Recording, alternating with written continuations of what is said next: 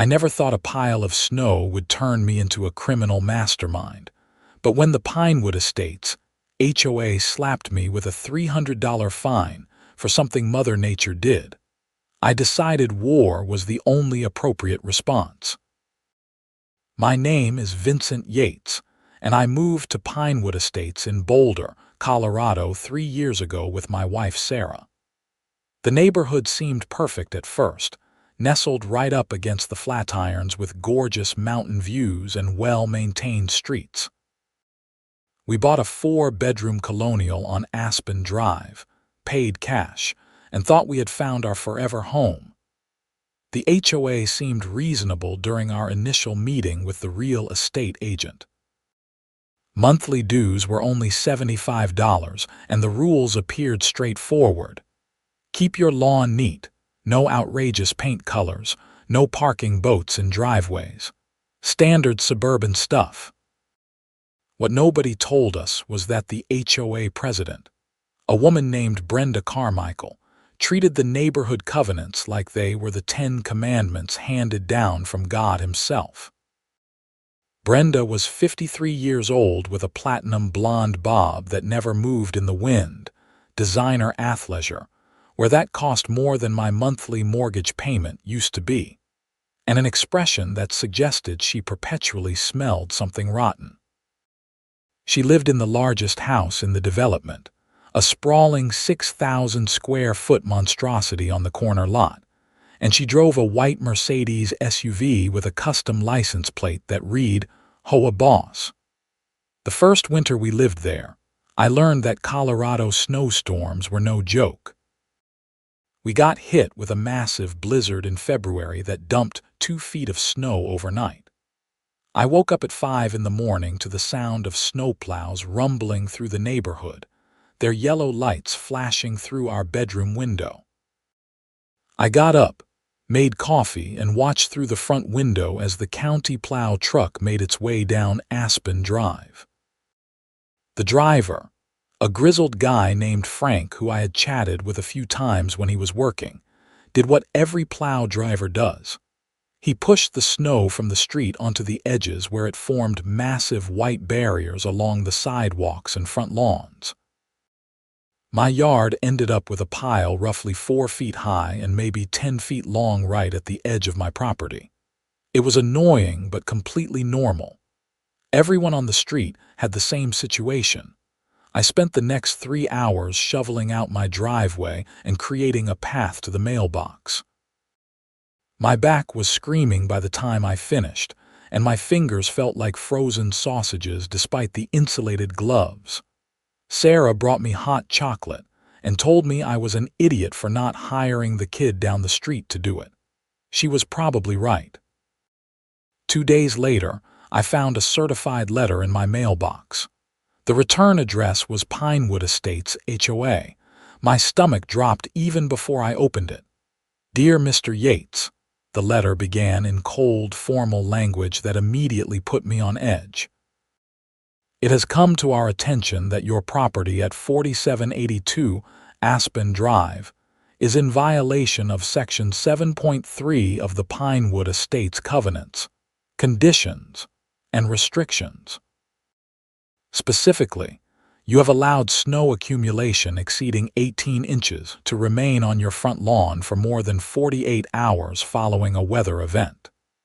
This creates an unsightly appearance that diminishes property values for all residents. You are hereby assessed a fine of $300, payable within 30 days. Failure to remit payment will result in additional penalties and possible legal action. Additionally, you must remove the excess snow within 72 hours or face further fines of $100 per day. The letter was signed by Brenda Carmichael in aggressive, slashing handwriting that looked like it could cut paper. I read the letter 3 times, certain I was missing something. They were fining me for snow that the county plow had deposited on my property. Snow that literally every house on the street had in roughly equal amounts. I walked outside and looked at my neighbors' lawns. Sure enough, everyone had similar piles. I walked down to my neighbor Tom's house and knocked on his door. Tom Henderson was a retired aerospace engineer in his 60s, a reasonable guy who had lived in Pinewood Estates for 15 years. He answered the door holding a beer despite it being only 2 in the afternoon. "You get one of these." I held up the letter. Tom's face darkened. "Yeah, we all did. Everyone on Aspen, Birch, and Cedar, about 40 houses total. This is insane. The county plow put that snow there. What are we supposed to do?" Tom took a long drink of his beer. "Brenda says it's our responsibility to remove snow from our entire property line, including snow deposited by plows. She's citing some obscure clause in the covenants about maintaining curb appeal. That's got to be illegal, probably. But fighting it means hiring a lawyer, and that costs way more than $300. Most people will just pay. Are you going to pay?" Tom looked at me like I had asked if he was going to set himself on fire. "Hell no. I'm 70 years old, I have a bad back, and I'm not going to shovel snow that I didn't put there. Let her try to take me to court." I went home and showed Sarah the letter.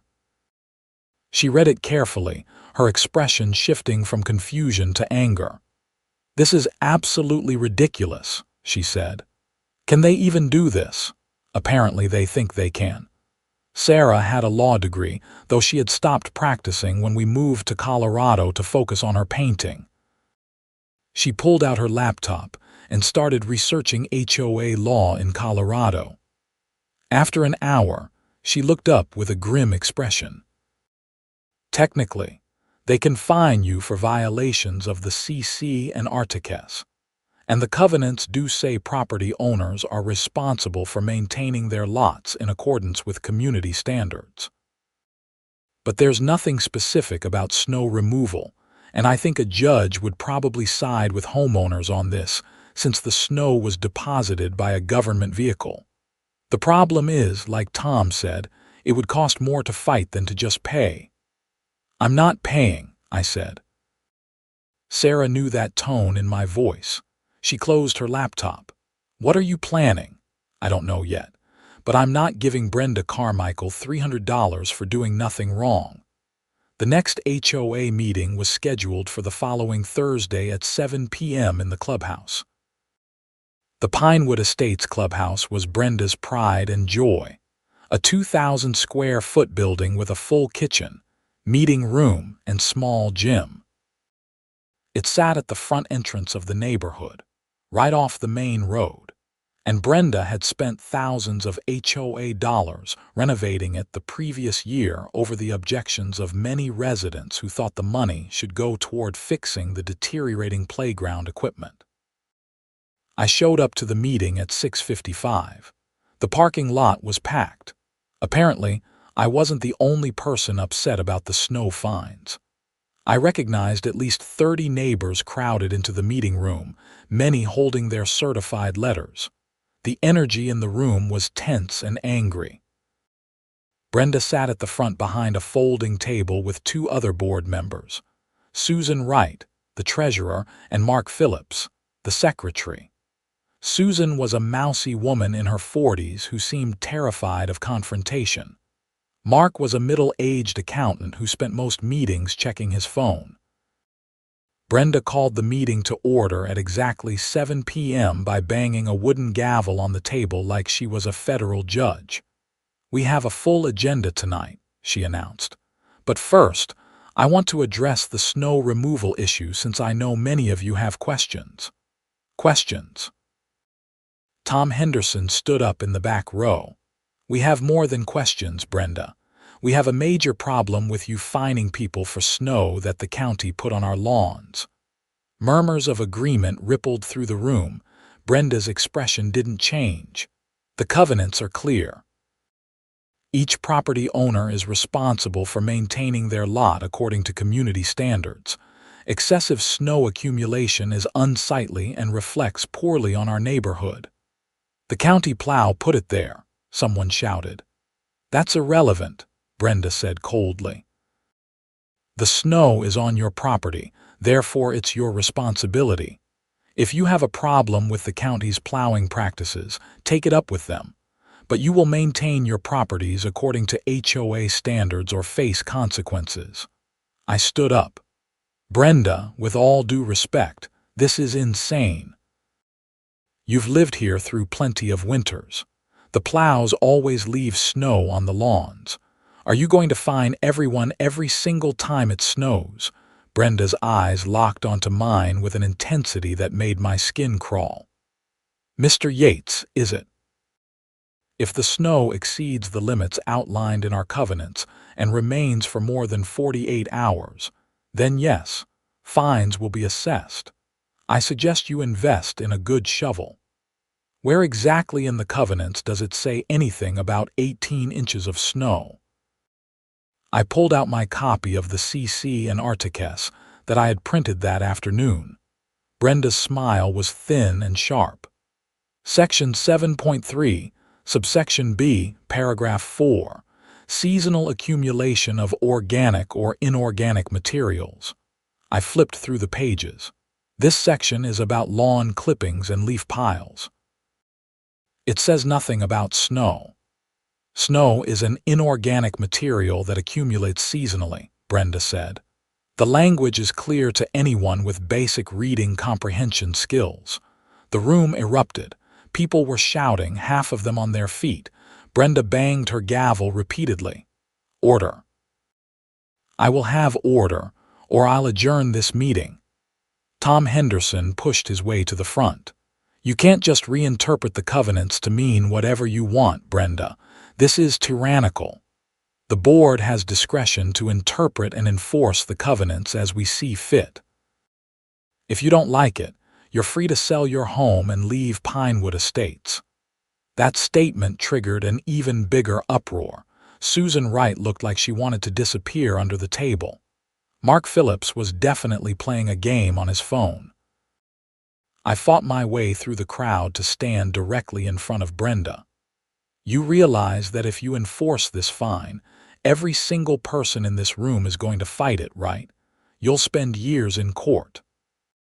Brenda stood up, and despite being probably 5'4", she somehow projected an aura of menace. Mr. Yates, I've been the president of this HOA for 8 years. I've dealt with troublemakers before. They either fall in line or they leave. There is no third option. Your fine stands. You have 30 days to pay or we'll place a lien on your property. She banged the gavel one final time. This meeting is adjourned. I left the clubhouse furious. Sarah was waiting up when I got home. How bad was it? Worse than I imagined. She's completely unreasonable. So what are you going to do? I sat down heavily on the couch. I honestly don't know, but I'm not paying that fine. 3 weeks passed. I ignored the fine. So did Tom and about 20 other neighbors. The rest apparently decided $300 wasn't worth the fight and paid up. I started receiving threatening letters every few days. First from Brenda directly, then from the HOA's lawyer, a firm in Denver that specialized in covenant enforcement. The letters escalated in tone, threatening liens, foreclosure, and legal action. Sarah was getting nervous. We had worked hard to own our home free and clear, and the idea of losing it over a dispute about snow seemed absurd. But HOAs in Colorado had significant legal power. Then March arrived, and with it, another massive snowstorm. The forecast called for 18 to 24 inches over 2 days. I watched the weather reports with a growing sense of both dread and opportunity. The snow started falling on a Tuesday afternoon. By Wednesday morning, we had 2 feet of fresh powder. The county plows came through around 6 a.m., and just like before, they deposited massive piles of snow along every front lawn on Aspen Drive.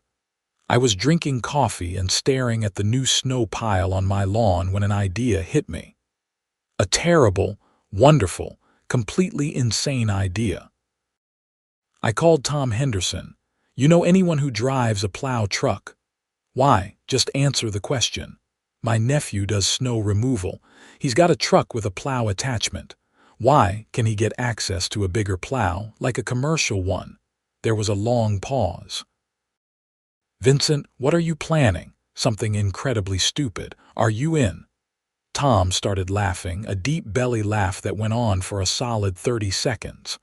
Oh, I am absolutely in. Let me make some calls. 2 hours later, I was sitting in a Denny's off Highway 36 with Tom and his nephew, a 30-year-old guy named Jake who ran a landscaping business in the summer and did snow removal in the winter. Jake had the weathered look of someone who worked outside year-round and the slightly manic energy of a person who thrived on chaos. So let me get this straight, Jake said, dumping more hot sauce on his eggs. You want me to plow all the snow from the neighborhood streets onto the HOA clubhouse? Not all the snow, just enough to make a point, Jake grinned. How much trouble are we talking about here? Potentially a lot, I admitted. The clubhouse is HOA property, so technically it might be considered vandalism or property damage. But it's just snow, Tom interjected. It'll melt. We're not actually destroying anything. Jake pointed his fork at Tom. I like the way you think, old man, and I definitely don't like HOAs. One tried to fine my mom for having a vegetable garden they claimed was unsightly. You know what's actually unsightly? Starving because groceries cost too much. So you'll do it? I asked. Hell yeah, I'll do it. But I'm going to need help. We're talking about moving a massive amount of snow. My truck can handle it, but it'll take hours and someone needs to be lookout in case cops show up or Brenda drives by. Over the next hour, we planned our operation like we were robbing a bank. Jake had access to a heavy-duty commercial plow through a buddy who worked for a private snow removal company. The truck was capable of moving significantly more snow than a standard residential plow. We decided to do it on Friday night when the next storm was forecasted to arrive. The new snow would provide cover for our operation, and most people would be inside watching TV or sleeping. Tom recruited 3 other neighbors who had been fined. Mike Chen, a software engineer, Barbara Foster, a retired teacher, and David Martinez, who owned a construction company. Everyone was completely on board once they heard the plan. Friday arrived with darkening skies and dropping temperatures. The weather service was calling for another 8 to 12 inches overnight. Perfect. Jake showed up at my house at 8 p.m. driving an absolute monster of a truck. The plow blade was easily 10 feet wide, and the truck itself looked like it could drive through a brick wall without noticing. This is Big Bertha, Jake said proudly, patting the hood. She moves some serious snow. Our crew assembled in my driveway. Everyone was dressed in dark clothes and ski masks, which in retrospect made us look like the world's most suburban terrorist cell. Okay, here's how this works, I said. Jake is going to start at the far end of the neighborhood and work his way toward the clubhouse. Tom and I will follow in my truck to act as lookouts. Mike, Barbara, and David, you 3 are stationed at different points around the neighborhood. If you see Brenda or anyone who looks like trouble, you call immediately. Everyone has everyone else's numbers. They all nodded. This is insane, Barbara said, but she was grinning. Absolutely insane, I agreed. Everyone good, David raised his hand. What if we get caught? Then we're probably going to get sued, arrested, or both. So let's not get caught. We moved out. Jake fired up Big Bertha with a roar that sounded like a dragon waking up. The plow blade dropped with a heavy clang and we were off. Jake started on Cedar Drive, the street that ran parallel to Aspen. He drove slowly, methodically, pushing the existing snow piles from the lawns and street edges into the middle of the road, creating a growing wave of white that built up in front of the plow blade. It was actually impressive to watch. Each pass accumulated more snow and Jake guided it with the skill of an artist. Tom and I followed at a distance, watching for any signs of trouble. The neighborhood was quiet. Most houses had lights on inside, but nobody seemed to notice a plow truck working in the falling snow. To any casual observer, it probably just looked like routine snow removal. Jake worked his way through cedar, then birch, then aspen. The snow pile in front of his blade was now enormous, maybe 7 feet high and spreading the full width of the plow blade. He had to drive slowly to keep it from spilling off the sides. My phone buzzed. It was Barbara. Brenda just drove past me heading north toward Main Street. "You're clear for now." "Copy that," I said, feeling like an idiot for using military terminology during a snow-based prank war. Jake turned onto Spruce Drive, which led directly to the clubhouse entrance. This was it. The point of no return. He accelerated slightly, the truck's engine growling. The clubhouse came into view, lit up by its exterior lights. It sat maybe 20 yards back from the street, with a circular driveway and a concrete walkway leading to the front entrance. Jake swung the truck into the clubhouse parking lot and lined up his approach. The snow pile in front of the Plow was absolutely massive now, probably containing several tons of compacted snow and ice. "Do it," I said into my phone. Jake floored it. Big Bertha surged forward, and the blade dumped its entire payload directly in front of the clubhouse entrance. The snow didn't just pile up. It exploded outward and upward, forming a wall that completely blocked the front door and extended up to the bottom of the first-floor windows. Jake didn't stop there. He reversed, drove around, and made another pass, adding another layer. Then another. By the time he finished, the clubhouse entrance was buried under what had to be 10 feet of densely packed snow. The windows were partially covered. The front door was completely invisible. It looked like an avalanche had hit the building. Jake pulled up next to my truck, his window down and the biggest smile I had ever seen on anyone's face. "That," he said, "was the most fun I've had in years." Tom was laughing so hard he couldn't breathe. I was somewhere between elation and absolute terror at what we had just done. "We should get out of here," I said. We scattered. Jake drove Big Bertha back to his friend's lot. The rest of us went home. I walked into my house at 10:30, stripped off my wet clothes and got into the shower, half expecting to hear sirens at any moment. Sarah was waiting when I got out. "Did you do something stupid?" she asked. "Extremely stupid." "Are we going to get arrested?" "Possibly," she sighed. Was it at least satisfying? I thought about the look on Brenda's face when she saw the clubhouse tomorrow morning. It's going to be. I barely slept. Every car that drove past sounded like a police cruiser. Every noise was Brenda pounding on my door with a warrant. But nothing happened. Saturday morning arrived cold and bright. The new snow had stopped around 3 a.m., leaving another 6 inches of fresh powder over everything. I made coffee and deliberately did not check my phone or email. At 7:30, my phone exploded with text messages. Tom, Mike, Barbara, David, Jake, and about a dozen other neighbors all sent variations of the same thing. Photos of the clubhouse buried in snow. Someone had added the pictures to the neighborhood Facebook group. The comments were hilarious. Some people were outraged, demanding that whoever did this be found and punished. Others were openly celebrating.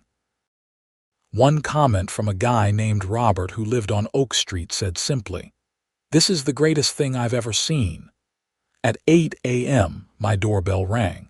My heart nearly exploded out of my chest. I looked through the peephole and saw Brenda Carmichael standing on my porch, her face the color of a fire engine. I considered not answering, but that would only delay the inevitable. I opened the door.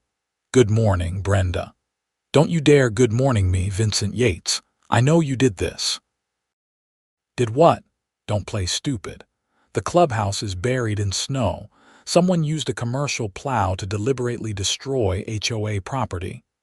Snow isn't destruction. It's a natural weather event. Maybe you should file a complaint with Mother Nature. Brenda's eyes were practically shooting lasers.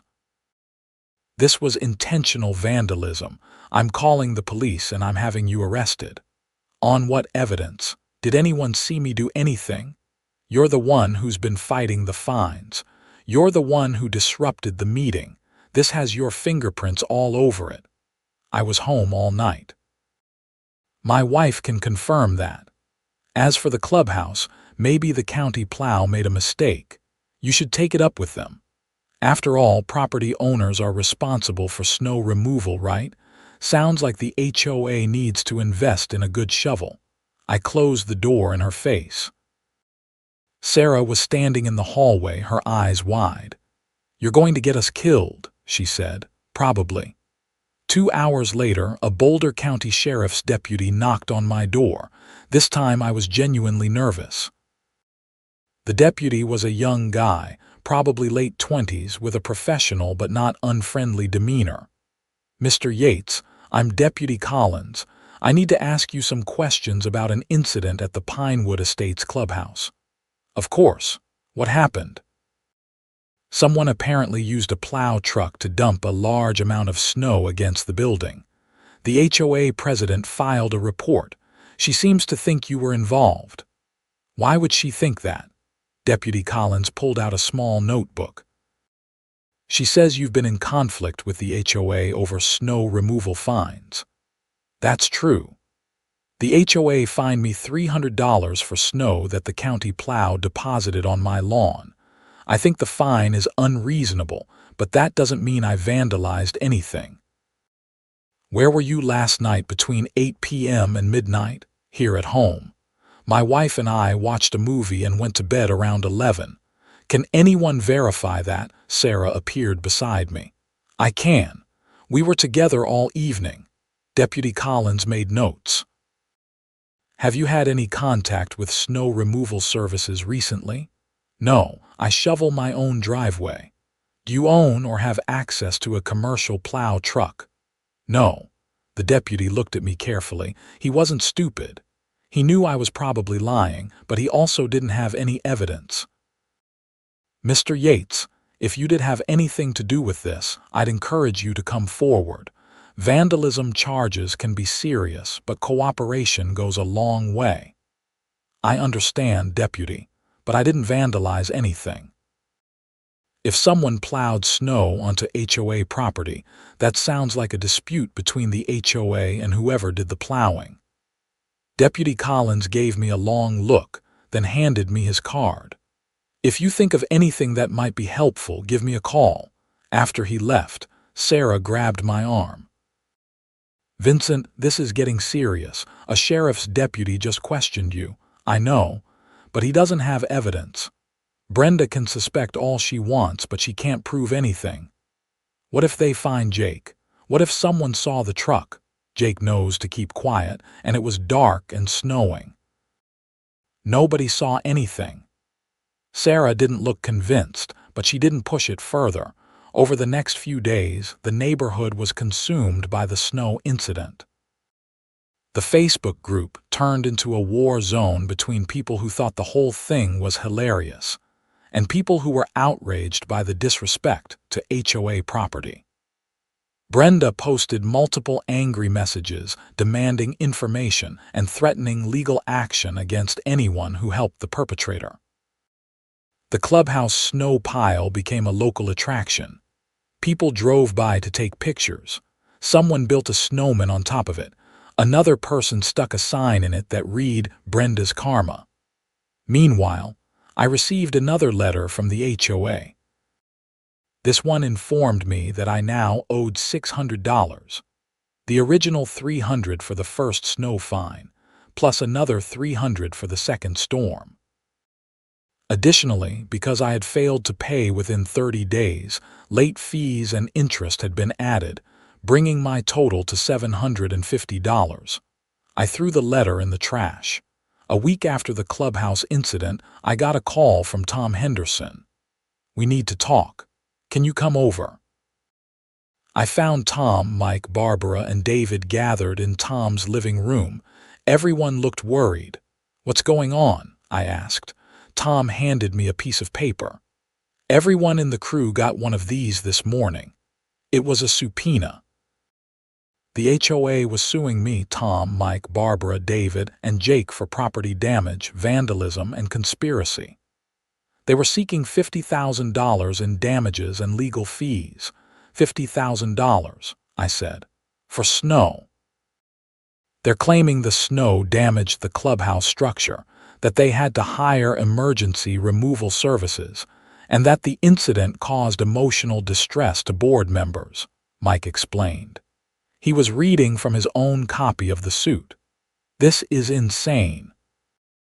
"It's also very real," Barbara said quietly. "I can't afford a legal battle. I'm on a fixed income." The room fell silent. I felt like the world's biggest idiot. In my anger at Brenda, I had dragged these good people into a mess that could bankrupt them. "I'm sorry," I said. "This is my fault. I'll talk to a lawyer and figure out how to take full responsibility. I'll keep you all out of it." Tom shook his head. "Don't be stupid, Vincent. We all knew what we were doing. We're in this together." "Tom's right," David added. "Brenda has been terrorizing this neighborhood for years. Maybe it's time someone actually fought back properly." "What are you suggesting?" David smiled. "I'm suggesting we don't just defend ourselves. We go on offense." Over the next 2 hours, David laid out a plan. He had a lawyer friend who specialized in HOA disputes.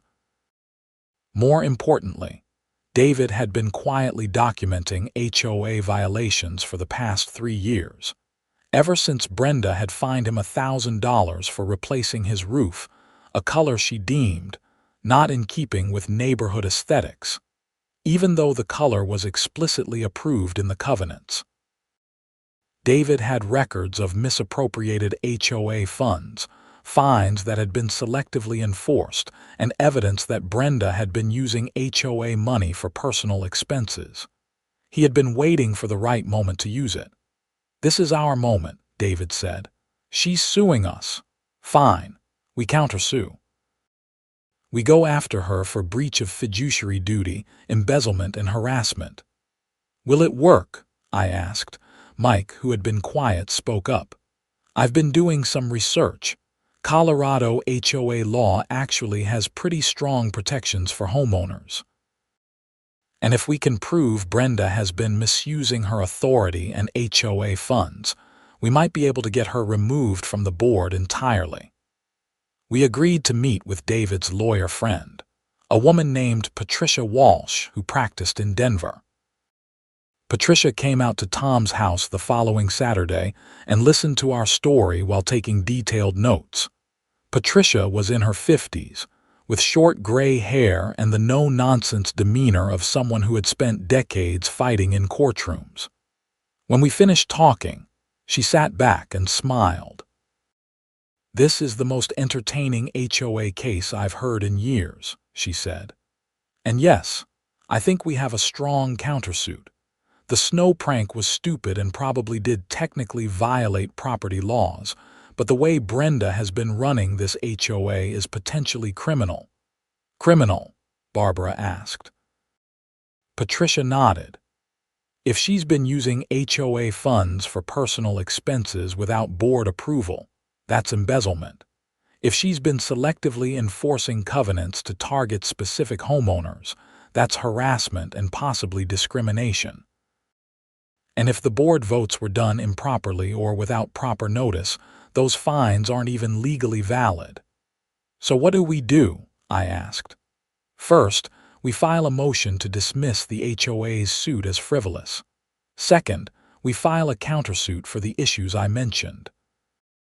Third, we request a full audit of HOA finances going back at least 5 years. Fourth, we file complaints with the Colorado HOA Regulatory Board. And fifth, if the evidence supports it, we refer the matter to the district attorney for potential criminal charges." "How much is this going to cost?" Tom asked. I'll do it on contingency for the countersuit. If we win, my fees come from the settlement. For the criminal referral, there's no cost. You'll each need to chip in for filing fees and costs, probably around $2,000 each. We all looked at each other. It was a lot of money, but compared to $50,000, it was manageable. I'm in, I said. Everyone else agreed. Patricia got to work immediately. She filed our response to the HOA lawsuit, along with a comprehensive countersuit that was 43 pages long and detailed every possible violation Brenda had committed over the past 8 years. She also submitted a formal request for all HOA financial records going back 7 years. Brenda lost her mind. She sent a mass email to the entire neighborhood calling us liars, troublemakers, and criminals. She demanded an emergency HOA meeting to discuss the baseless attacks against her leadership. The meeting was scheduled for a Thursday night.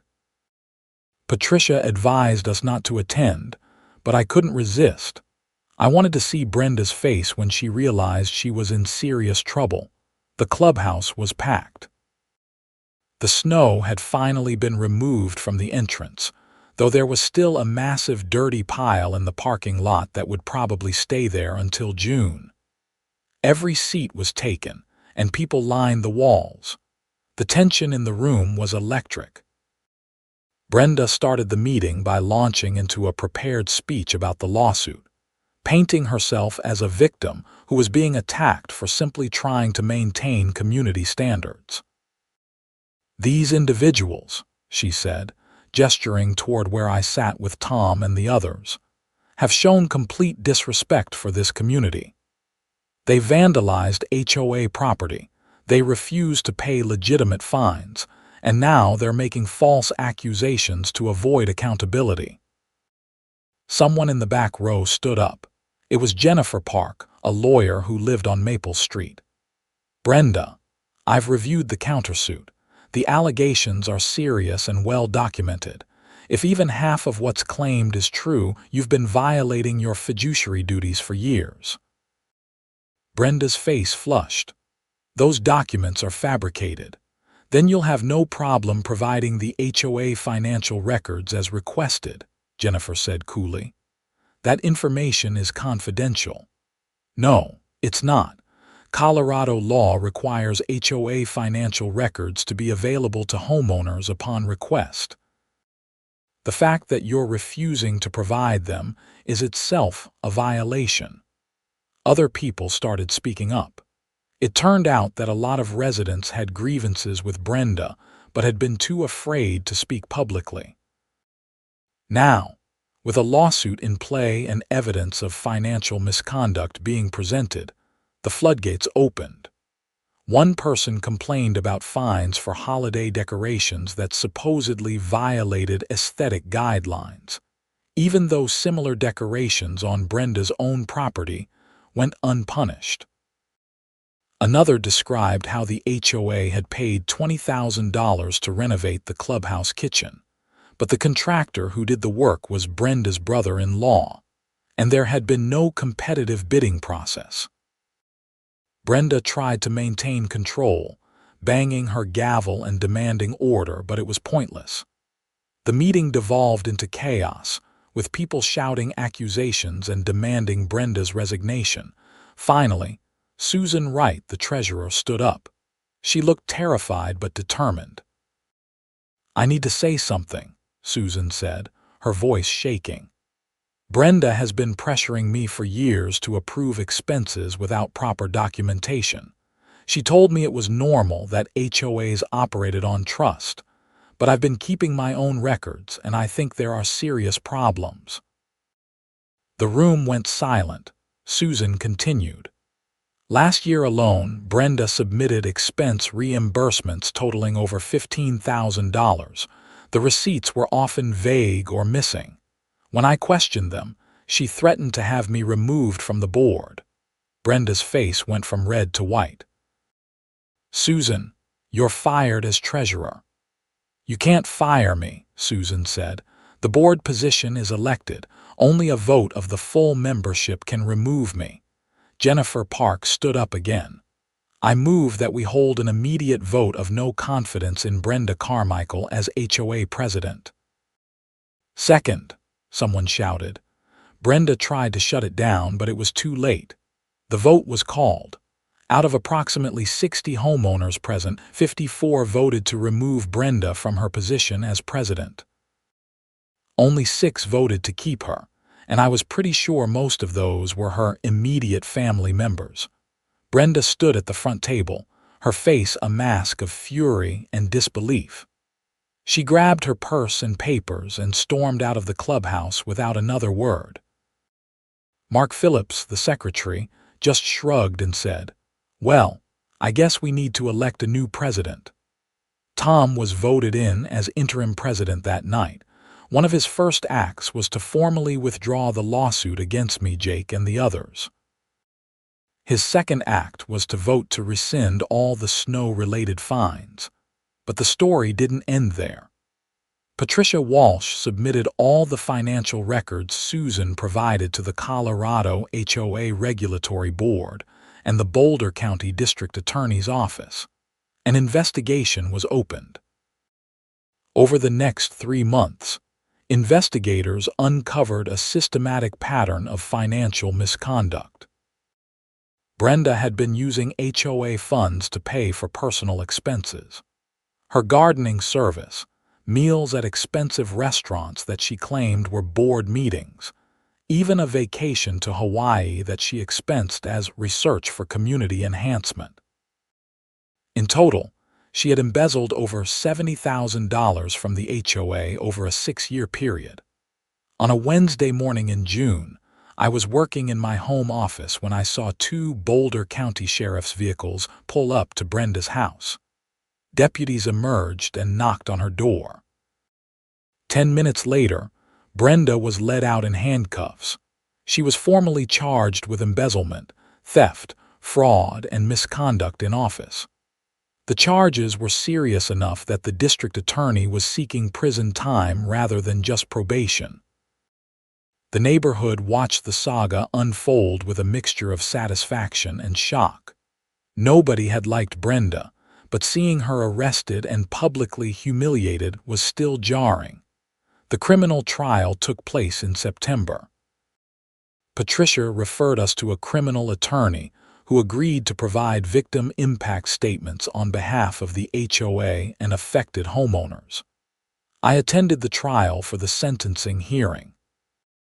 Brenda's lawyer tried to argue that she had made accounting mistakes, that there was no criminal intent, and that she had dedicated years of volunteer service to the community. The judge wasn't buying it. "Miss Carmichael," Judge Raymond Torres said from the bench, "you held a position of trust. Homeowners relied on you to manage their collective funds responsibly. Instead, you treated the HOA as your personal bank account. Your actions weren't mistakes. They were deliberate theft carried out over multiple years. The court finds you guilty on all counts." Brenda was sentenced to 18 months in county jail, followed by 3 years of probation. She was also ordered to make full restitution of the $70,000, plus interest and penalties. As the bailiff led her away, Brenda looked back at the courtroom gallery. Her eyes found mine. For a moment, I expected to see anger or hatred. Instead, I saw something else: defeat, and maybe a tiny flicker of understanding that she had brought this entirely on herself. The Pinewood Estates HOA underwent a complete transformation after Brenda's removal. Tom served as president for a year, then handed the position to Jennifer Park, who brought actual legal expertise and common sense to the role. The covenants were revised to remove vague and punitive provisions. Fines were reduced and made reasonable. Most importantly, a system of checks and balances was implemented to prevent any single person from wielding the kind of unchecked authority Brenda had possessed.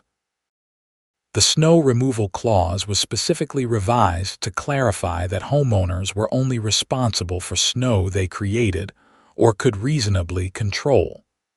Snow deposited by county plows or natural accumulation beyond normal levels was explicitly excluded. The new clause passed with a unanimous vote. Jake became the neighborhood's unofficial snow removal hero. After the whole incident became public, several residents hired him for driveway plowing, and his business expanded. He bought a second truck and hired 2 employees. Last I heard, he was making excellent money and considering expanding into landscaping services for commercial properties. As for the clubhouse, Tom organized a volunteer crew to repaint it and make some improvements. The neighborhood actually came together in a way I had never seen before. People who had been isolated and intimidated under Brenda's regime suddenly felt empowered to participate in community decisions. Sarah and I stayed in Pinewood Estates. The neighborhood we had almost left became genuinely enjoyable. We made real friends with Tom, Mike, Barbara, David, and others who had stood up to Brenda's tyranny. We hosted barbecues in the summer and holiday parties in the winter. The HOA dues were used for actual improvements, fixing the playground, repaving streets, organizing community events. One evening in December, about a year after the snow incident, Tom and I were standing in my driveway watching the first significant snowfall of the season. The county plow had just gone through, leaving its usual pile along the curb. "You going to plow that onto anything?" Tom asked with a grin. I laughed. "I think I learned my lesson about vigilante snow removal. Did you, though? Because I seem to remember you saying the whole thing was incredibly satisfying." It was, but the aftermath was terrifying. "I'm good with just being a regular homeowner now." Tom clapped me on the shoulder. "You're a good man, Vincent. You stood up when it mattered. Not a lot of people have that in them." "I had help, a lot of help, true, but you started it. You refused to back down." We stood in comfortable silence, watching the snow fall and listening to the sounds of the neighborhood. Kids sledding somewhere down the block, someone's wind chimes tinkling in the breeze, the distant sound of another plow truck working the next street over. "Think Brenda ever regrets it?" I asked. Tom considered the question. "I think Brenda regrets getting caught. I don't know if she regrets what she did. Some people are just wired wrong. They see power as something to be used against others, not for the benefit of everyone." That's pretty philosophical for a retired engineer. I contain multitudes. Sarah called from the house that dinner was ready. I said goodbye to Tom and headed inside, pausing at the door to look back at my snow-covered lawn. The pile from the plow was maybe 3 feet high, completely normal and completely manageable. The fine that had started everything, the $300 that Brenda had demanded for snow I didn't create, seemed absurd in retrospect. But it had revealed something important. That ordinary people could fight back against petty tyranny, that communities could come together when pushed too far, and that even the most powerful HOA president was still subject to the law. I never did pay that original fine. It was officially voided as part of Tom's first actions as interim president. I still have the letter somewhere in a box in my office, a reminder of how quickly a minor annoyance can escalate into a full-scale neighborhood war. Would I do it all again, knowing how it turned out? Absolutely.